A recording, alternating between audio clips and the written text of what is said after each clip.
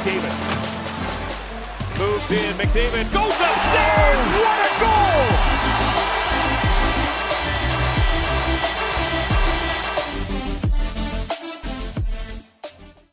Hey guys, how's it going? It's Etanyos here.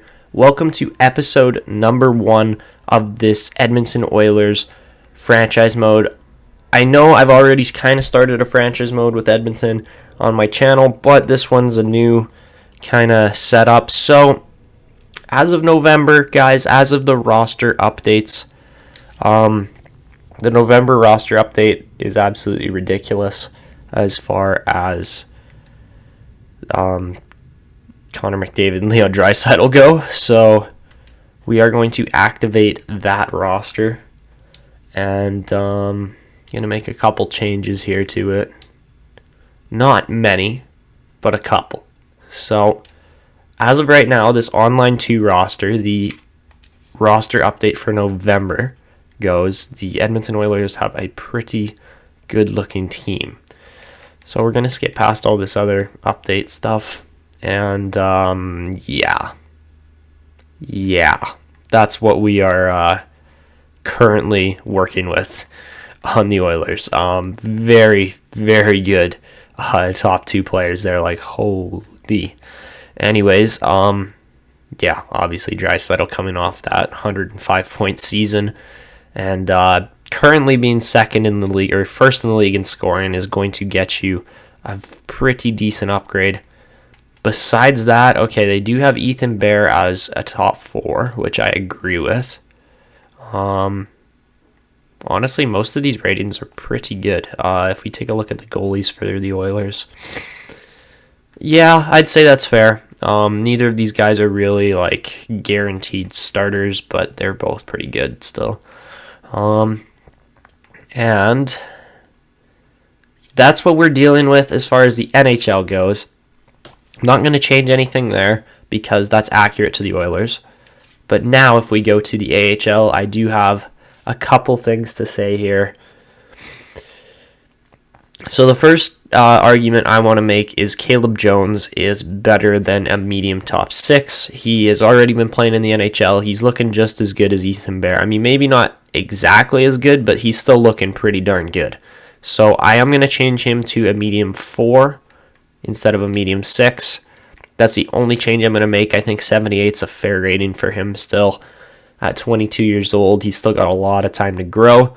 And then the other guy here, I think actually I got kind of like 2 guys I want to change here. So Evan Bouchard, the way he's been playing the way he played in London the year after he was drafted was fabulous. And then he played really well when he came up with the Condors as well. So Evan Bouchard, I'm actually going to change to our 1 kind of medium elite defenseman. I think at the 10th overall spot, he was a very good pick. And I'm seeing guys behind him like, what's his name? Like Oliver Wahlstrom being a high top 6 forward and stuff like that. So I think Bouchard is good enough to be an elite defenseman. The last change I'm going to make here is just a quick little potential change, and it's on Tyler Benson, even though, yes, he has been a little bit of a disappointment considering he was a number 1 overall WHL draft pick.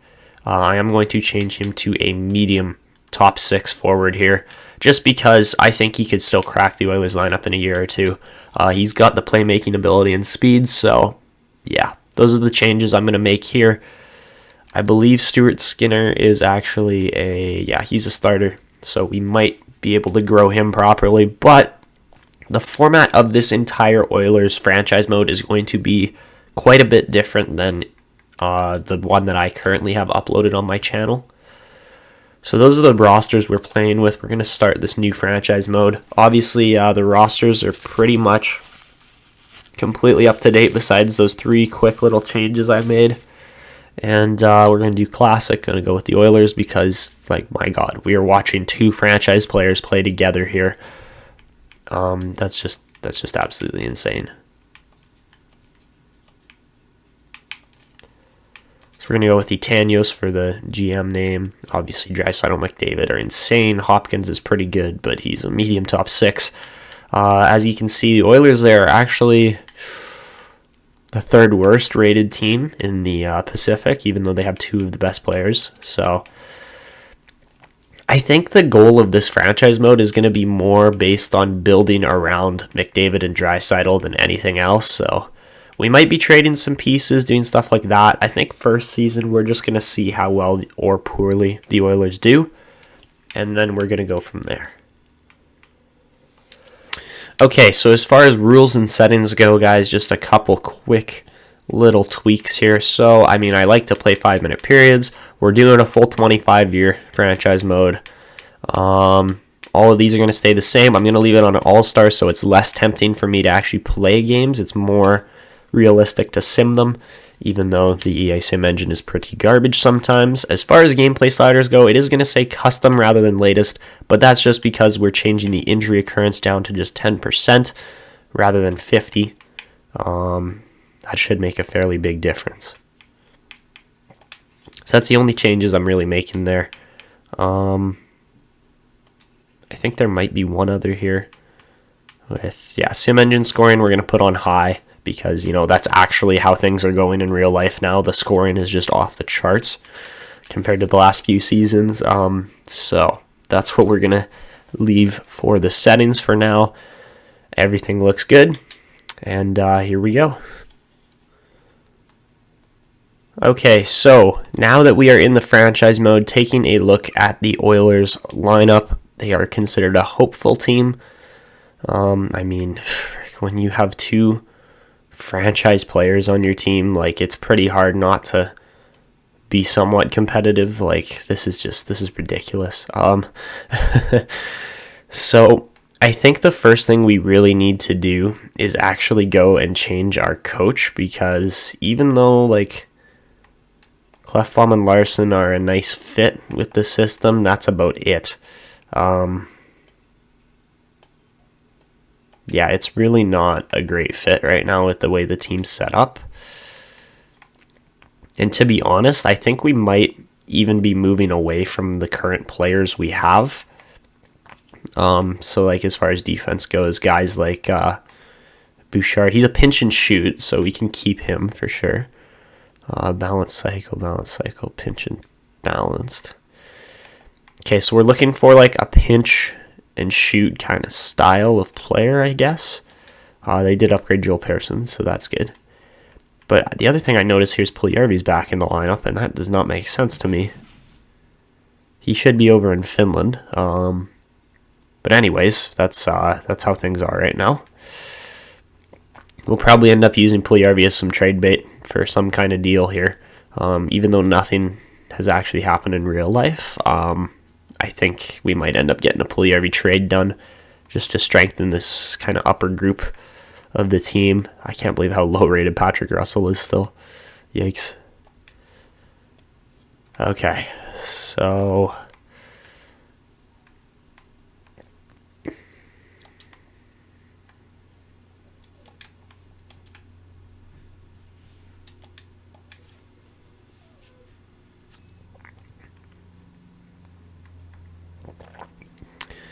so I think the first thing we're actually going to end up going and doing is finding a new head coach, mainly just because this current head coach does not have the greatest system fit. I mean, it's not bad, but it's not great either. I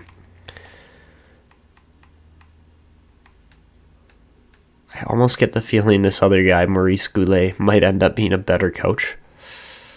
So I think we're going to fire our head coach here, Declan Gainey, just for now. And I mean, we can promote this guy to an interim head coach, see how he actually fits. He's got the exact same system fit. He's got the exact same fit exactly. So I don't think there was any real improvements there. I think what we're going to need is more of, not so much a generalist, but like maybe a forward coach. I'm not entirely sure.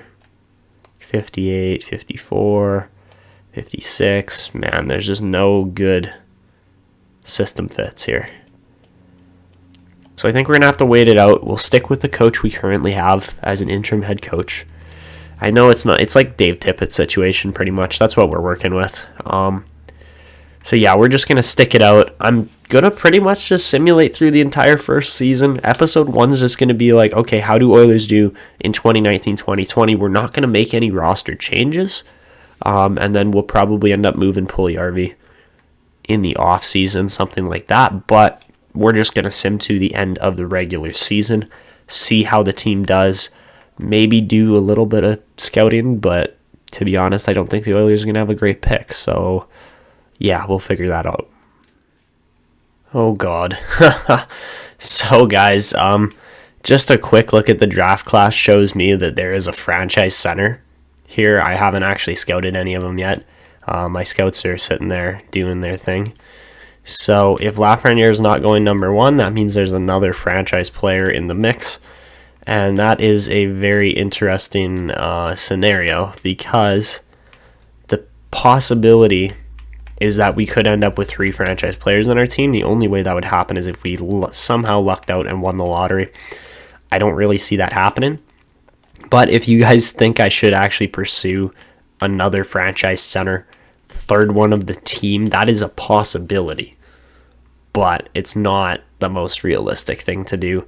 If that is, well, then we could just trade for a draft pick, but I don't think that's going to actually happen. I don't think that's very realistic.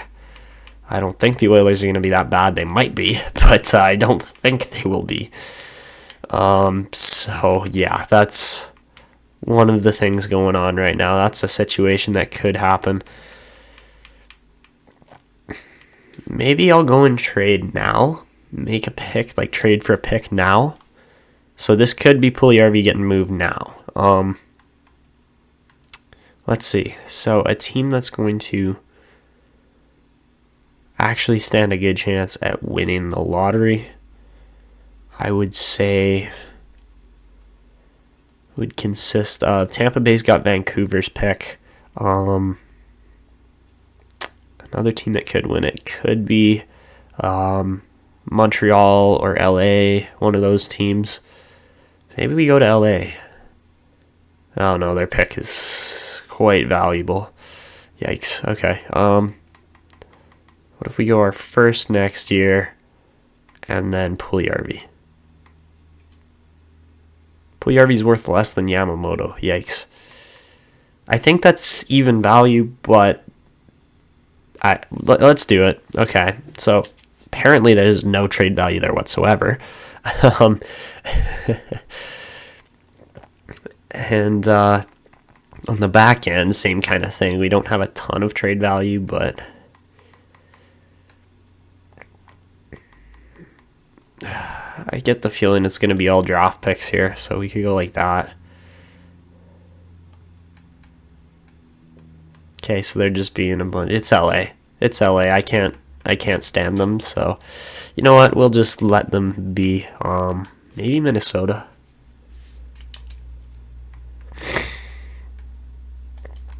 We just go first for first. Would that actually work? They want a little bit more, but you know what? Minnesota's actually got a really good chance of not being good. So let's try a 6th in there. Oh, come on. They want a 5th or higher.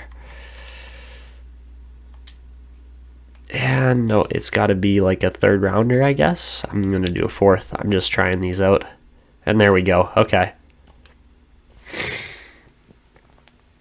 So you pick up a Minnesota pick. I mean, when there's a 6'4" franchise center that you could move to the wing and have a full line of franchise players, I mean, obviously that wouldn't make the most sense. But my gosh, like, it's a possibility, and that's a little bit scary. So yeah, we're going to get into a full season sim here, guys, and I will be back with you guys at the end of the season. We'll see where our pick lands, where the Minnesota pick lands, and I mean, we'll pretty much just cut it off at the end of the regular season. You guys need to go down in the comments below and let me know, do we pursue this franchise player or not? So guys, just quickly to clarify for you that it is a franchise player here. There you go. Yeah, Yuri Chubasov. I think he's going to fit the system pretty darn well. Maybe we end up going for a generalist coach just based on how well his setup is. But again, you guys need to let me know. 6'4", he's got A's across the board. He's probably going to be 82 rated, somewhere right around there by the looks of it, just because he's so strong and well-rounded. He's got size and skill, 200-foot game, the size and strength. So yeah, size especially is what his game is based around. And I mean, there's still a lot of other good players in here. Like even up to Stützle, I know he's an elite. You get the German connection going there with Draisaitl, that would be sick. But he's also 3 years out from the NHL. This guy, Rudolf Schutz, I think is actually also going to be an elite player, just because he's sitting above Holtz and Perfetti. And Emmanuel Subban, again, possibly could be an elite. There's a lot of good players in here. I know Ponomarov is a high top 6 with a terrible ETA, but there's good players in this draft still. All right, guys. So, end of the season, 33, 41, and 8, tied for second worst in the league. So, yeah, 2 franchise players, definitely not the solution, but Draisaitl puts up 96 points, beating McDavid by 1 point. And then nobody else was even close on our team. So, yeah, Hopkins only with 54 points. We're going to need to do some serious upgrading in the off season. It's not looking awesome right now, but yeah, that's kind of just the way things go. Looking at an overview of the league, Vegas, 99 points. That's actually pretty high. Okay. Best team in the league was the Chicago Blackhawks. Okay. Who else? Nashville, Winnipeg. The West actually was fairly strong, held the top 3 teams. Tampa only with 100 points. The Rangers, there's a lot of teams that did very well here. Wow, okay. Somehow Dallas does not make the playoffs, but San Jose does. Okay. As far as league scoring goes, I mean, Draisaitl, McDavid, very good tandem there, but did not get it done. Crosby had 112, Malkin had 103. So there's your 2 best players of the year. McDavid and Draisaitl in the top 10 still, but who else do they get topped by? Panarin, Tavares, and Kane. As far as goal scoring goes, it looks like Patrick Kane's won himself the Rocket. As far as assists go, Radulov, wow. And yeah, Crosby's going to win the Art Ross. And that's kind of the season. So, I mean, we can sim through to, I guess, yeah, we can sim through to the end of the playoffs now because we're not in them, and see how that goes, as well as, okay, guys, so remember we had Minnesota's pick, so our pick's probably going to land a little bit higher than theirs, hopefully, but if Minnesota's pick jumps up high to the lottery, then I won't complain because we have it. If we go points this way, so worst points, yeah, we were second worst team in the league, and wait, how many is that? 2, 4, 6, 8, 9, 10. Okay, so Minnesota should land somewhere in the top 10. And if they do, we might be able to trade up just a little bit because I do have, I mean, obviously Chubasov, we would love to land. Is it Yuri Chubasov? Is that his name? I can't even remember. But there's also another player in there that I would really like to land, as in he is a German player who would just complement Draisaitl so well, his style of play. So yeah, there's Yuri Chubasov, but this guy right here, Rudolf Schultz, or Schutz, not Schultz, Schutz, Rudolf Schutz. Yeah, I would love to get him. Obviously, size and skill, the strength and the puck protection, that would be massive to go alongside Draisaitl. Or even then you can split Draisaitl and McDavid up because you got another guy who plays like Draisaitl, except he's even bigger. So that's kind of my thought process right now as far as improving this Oilers team goes. I mean, obviously those guys aren't real players, but it's going to add to the value and entertainment of this series. So I didn't actually show you guys, mainly because I forgot, but the Bakersfield Condors? Yeah, Bakersfield Condors did not do too bad. Tyler Benson led the team with 53 points. Thomas Yurcho was right there. A couple guys performed all right. So yeah, that they did well enough to make the playoffs. That's big as far as their team goes. Looking at their record, they actually were good enough to qualify for the playoffs with 73 points. I know that doesn't sound high, but that is that's how they did. So where did they place? 17th. Yikes. But they still made the playoffs. So a weak Western Conference there obviously made up for it a bit. But they are in the playoffs, and I do believe they just beat San Diego 3-0. So we can follow these guys in the off season here and just watch and see how they do. So they lost game 1 to Ontario Reign, but I think I'm just going to sim it. And you know what? I'm pretty sure because I'm going to sim it, they're going to end up losing, but whatever. So they win game 2, win game 3, and then they're down. So this could be their last game of the playoffs, and they survive. So game 7 against Ontario, do the Bakersfield Condors survive? They do, and they move on to the conference finals against the Milwaukee Admirals. So simming all 7 games there against Milwaukee, lost then a win. I got to do some quick scouting. They win game 3 and 4, and they actually beat the Admirals in 7. So, and then they beat Providence in the first game too. So the Bakersfield Condors might still end up winning the Calder Cup. I'm just saying, like, that is a possibility here in this first season. So, simming the last 7 games here. How do they do? Win-win. Oh my gosh, they're 1 off. And they won it. The Bakersfield Condors just won the Calder Cup. We didn't even upgrade them or anything. We didn't make trades for them. But Pittsburgh wins the Stanley Cup. That is fabulous. Good job, Bakersfield. My gosh. Okay. All right. So that was a little bit unexpected, but it happened. It happened. So that shows that our system's looking pretty good. As far as the playoffs go, Pittsburgh ended up going through Tampa, New York, and Philadelphia. Chicago made it all the way to the finals, lost in 7. But Chicago was one of the best teams in the league, to be fair. So, what a first season. I know our team didn't exactly perform. The Oilers really need to step it up here, especially with Draisaitl, McDavid in their primes, and we're bringing in, by the looks of it, we might be bringing in this Yuri Chubasov. That would just be like lottery luck at its finest with the Edmonton Oilers. So yeah, that is definitely a possibility still that we end up landing this two-way forward.